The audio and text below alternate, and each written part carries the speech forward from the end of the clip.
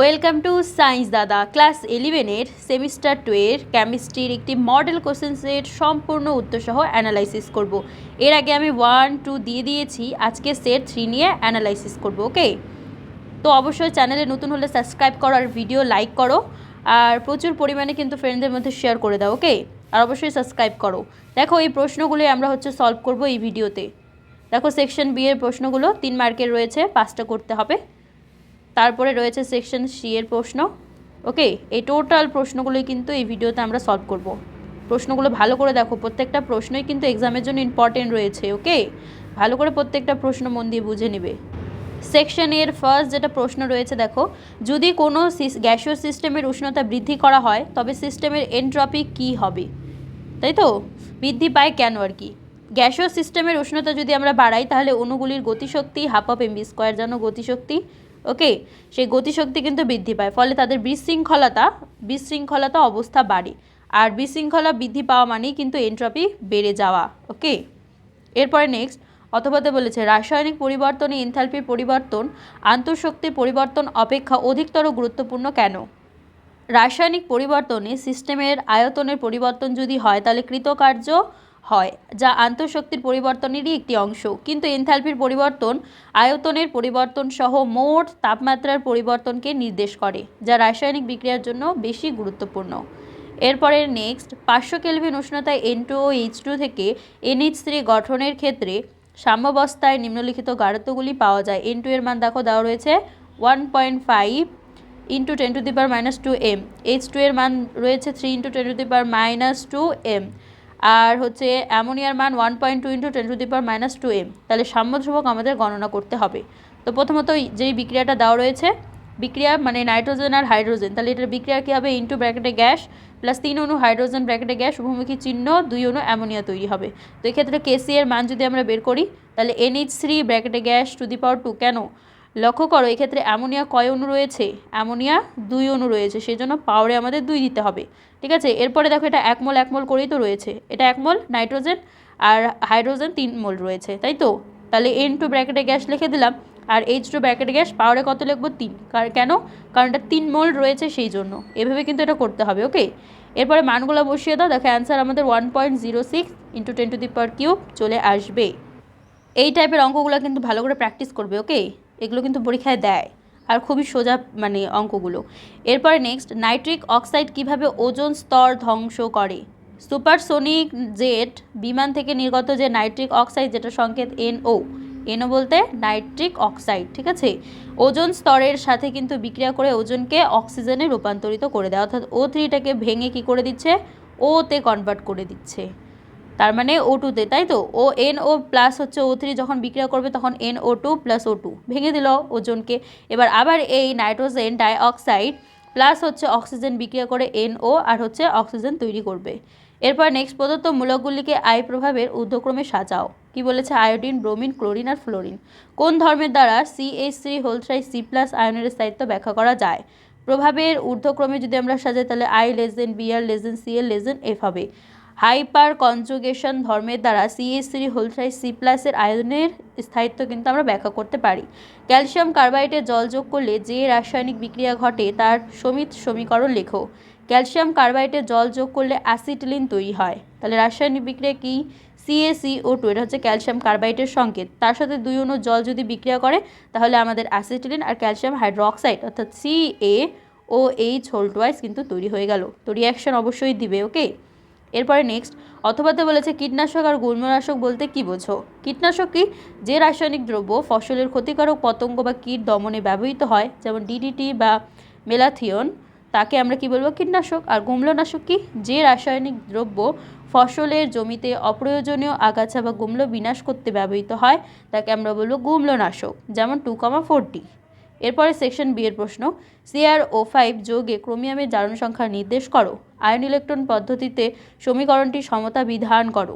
দেখো MnO4 O4- plus sulphur dioxide plus জল, এখান থেকে Mn2 plus SO4 plus H+ দেওয়া রয়েছে। তো এক্ষেত্রে লক্ষ্য করো CrO5 যোগে ক্রোমিয়ামের জারণ সংখ্যা কত হয়? +6, ঠিক আছে। এবার আয়ন পদ্ধতিতে যদি আমরা সমতা বিধান করি তাহলে এক্ষেত্রে 2 অণু MnO4- দিতে হবে, 5 অণু সালফার ডাইঅক্সাইড, 2 অণু H2O জল 2 অনু Mn2+, 5 অনু SO4 2+, আর হচ্ছে +4H+। ওকে, এরপর দেখো অথবাতে বলেছে HClO প্লাস H2O, এখান থেকে H3O plus plus Cl minus plus sulphur বিক্রিয়ার যুক্তি সহ জারক বিজারক শনাক্ত করতে হবে। তো জারক বিজারক শনাক্তকরণ যদি করি তাহলে HClO প্লাস H2, এখান থেকে H3O প্লাস প্লাস হচ্ছে Cl মাইনাস প্লাস হচ্ছে সালফার। তাহলে এক্ষেত্রে দেখো HClO মানে LiO-তে ক্লোরিন এর জারণ সংখ্যা যদি বলো তাহলে +1 থেকে, আর ক্লোরিন মাইনাসে মানে 1 এ হ্রাস পায়। তো এক্ষেত্রে HClO কিন্তু জারক পদার্থ হবে। আর H2 হাইড্রোজেন সালফাইডের সালফারের জারণ সংখ্যা -2 থেকে কিন্তু 0 হয়েছে, তাহলে এটা বিজারক হবে। অর্থাৎ -2 এর থেকে 0 মানে বেড়েছে, তাই তো, মাইনাসের থেকে প্লাসের দিকেই তো যাওয়া, তাহলে এটা কিন্তু বিজারক পদার্থ হবে। এবার KbRO3 এর তুল্যাঙ্ক ভার আমাদের নির্ণয় করতে হবে। ওকে, দেখো BrO3 মাইনাসের তুল্যাঙ্ক ভার, তাহলে 39 প্লাস 80 প্লাস হচ্ছে 16 গুণ 3, তাহলে 167 হয়ে গেল। তাহলে KBR তুল্যাঙ্ক ভার কত হবে? 166 ডিভাইডেড বাই 6 মানে 27.83 হবে। এরপরে নেক্সট কার্বন থেকে কার্বন ডাইঅক্সাইড দহন তাপ কত দেওয়া হচ্ছে? -393.5 কিলোজুল মোল ইনভার্স হলে কার্বন ও অক্সিজেন থেকে 35.2 গ্রাম কার্বন ডাইঅক্সাইড গ্যাস গঠিত হওয়ার সময় বর্জিত তাপের পরিমাণ নির্ণয় করো। তো কার্বনের দহন বিক্রিয়াটা লিখে নিতে হবে, কার্বন ব্র্যাকেটে সলিড, ওকে, তারপরে অক্সিজেন ব্র্যাকেটে গ্যাস, এখান থেকে অ্যারো কী বেরোচ্ছে মানে তৈরি হচ্ছে কার্বন ডাই অক্সাইড। এখানে দহন এনথালপির মান দেওয়া রয়েছে ΔH এর মান। এর অর্থ কি 1 মোল বা 44 গ্রাম কার্বন ডাই অক্সাইড তৈরি হতে কিন্তু এত কিলোজুল মোল ইনভার্স তাপ উৎপন্ন হয়। তাহলে কার্বন ডাই অক্সাইডের আণবিক ভর বের করে নাও, তাহলে 12 যোগ 16 গুণ 2 মানে 44। এবার 44 গ্রাম কার্বন ডাই অক্সাইড উৎপন্ন হতে তাপ বর্জিত হবে 393.5 কিলোজুল। আর 1 গ্রাম কার্বন ডাই অক্সাইড হতে তাপ বর্জিত হবে 393.5 divided by 44 kilojoule. 35.2 gram carbon ডাই অক্সাইড উৎপন্ন হতে তাপ বর্জিত হবে 393.5 গুণ 35.2 ডিভাইডেড বাই 44 কিলোজুল, তাহলে 314.8 কিলোজুল হয়ে গেল।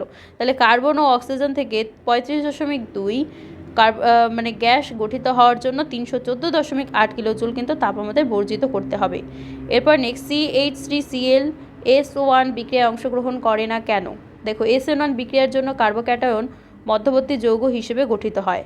CH3Cl এর ক্ষেত্রে CH3 প্লাস কার্বোক্যাটায়ন গঠিত হয়, যা খুব অস্থায়ী।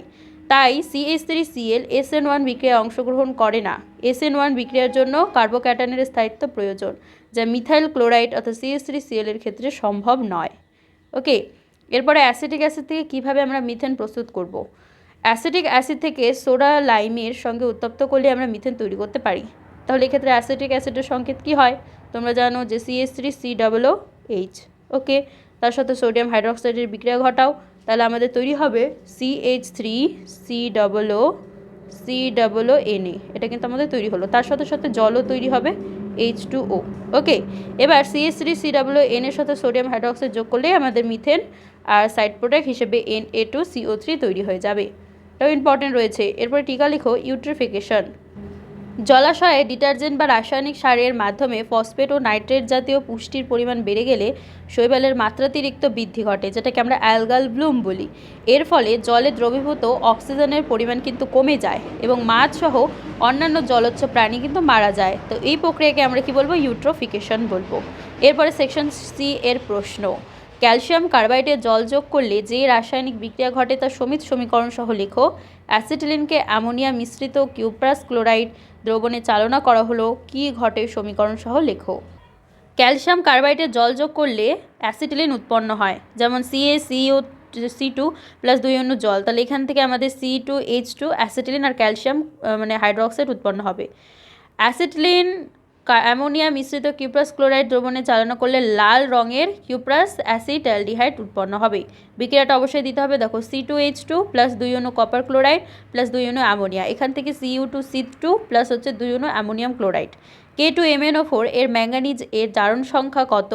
তারপরে বলেছে যে 2 অণু S2O3 2- plus I2 S4O6 2- plus 2I- বিক্রিয়ায় Na2H2O3 5 অণু জল 5H2O এর তুল্যাঙ্ক ভার নির্ণয় করো। তো দেখো K2MnO4 এর ম্যাঙ্গানিজের জারণ সংখ্যা আমাদের বের করতে হবে। তো পটাশিয়ামের এক্ষেত্রে জারণ সংখ্যা কত হয়? +1 আর অক্সিজেনের -2। এবার ম্যাঙ্গানিজের আমাদের বের করতে বলেছে, তাহলে ম্যাঙ্গানিজটাকে আমরা কি ধরবো? mnটাকে এক্স ধরে নেব, তাই তো? ওকে, ধরলাম। এবার দেখো পটাশিয়াম কয় অণু রয়েছে? 2 অণু, তাহলে অবশ্যই 2x দিতে হবে, প্লাস হচ্ছে আমাদের 1 দিতে হবে, তাই তো? 2x + 1। এখানে পটাশিয়াম 2 অণু রয়েছে, তাহলে 2 ইন্টু হচ্ছে আমাদের কত হবে? +1, তাই তো? +1, তারপরে কী হবে? +x, কারণ এখানে আমরা ম্যাঙ্গানিজের মানটা x ধরেছি। তারপরে আবার প্লাস হবে 4 ইন্টু -2 = 0 হবে, হয়ে গেল। তাহলে এক্ষেত্রে আমাদের কি আসছে? 2 + x - 8 = 0, তাই তো? তাহলে x এর মান আমরা কত পাবো? +6। জারণ সংখ্যা বের করো, খুব সোজা, তাই না? তাহলে +6 বেরিয়ে গেল। এবার K2MnO4 এর ম্যাঙ্গানিজের জারণ সংখ্যা +6 বেরিয়ে গেল। এবার Na2S2O3.5H2 এর তুল্যাঙ্ক ভর আমাদের নির্ণয় করতে হবে। তো বিক্রিয়াটা দেখো, 2 অণু S2O3 2- প্লাস I2, এখান থেকে S4O6 2- প্লাস 2I- তৈরি হচ্ছে। তাহলে Na2S2O3.5H2 এর আণবিক ভর কত? দেখো এক্ষেত্রে সোডিয়াম কত অণু রয়েছে? সোডিয়াম 2 অণু, তাহলে 23 গুণ 2 করতে হবে যোগ। এবার সালফারের ক্ষেত্রে পারমাণবিক ভর কত হয়? 32, তাহলে 32 গুণ কয় অণু রয়েছে? 2 অণু, লিখে দিলাম। এবার অক্সিজেন কটা? 3টা রয়েছে, তাহলে 16 গুণ 3 প্লাস কী হবে? এবার জলের ক্ষেত্রে 18 হয়, তাহলে 18 গুণ 5, 5 অণু জল রয়েছে, তাহলে 248 আমাদের বেরিয়ে গেল। তাহলে বিক্রিয়াটিতে S2O3 2- এর জারণ সংখ্যার পরিবর্তন 1 হলো, সুতরাং Na2S2O3.5H2 এর তুল্যাঙ্ক ভার কত হবে? 248/1, মানে 248ই কিন্তু আমাদের অ্যান্সার। ওকে, তাহলে টোটাল সেট অ্যানালাইসিস করা কিন্তু আমাদের কমপ্লিট হয়ে গেল। তো চ্যানেলে নতুন হলে অবশ্যই সাবস্ক্রাইব করো, ভিডিও লাইক করো, কমেন্ট করো, হ্যাঁ, আর ফ্রেন্ডদের মধ্যে প্রচুর পরিমাণে শেয়ার করে দাও। ওকে, আর হ্যাঁ, খুব ভালো থেকো। সামনে পরীক্ষার জন্য তোমাকে জানাই বেস্ট অফ লাক। ওকে, খুব ভালো পরীক্ষা দিও, আর খুব ভালো থেকো, আর অবশ্যই ভিডিও লাইক করো, আর চ্যানেল সাবস্ক্রাইব করে দিও।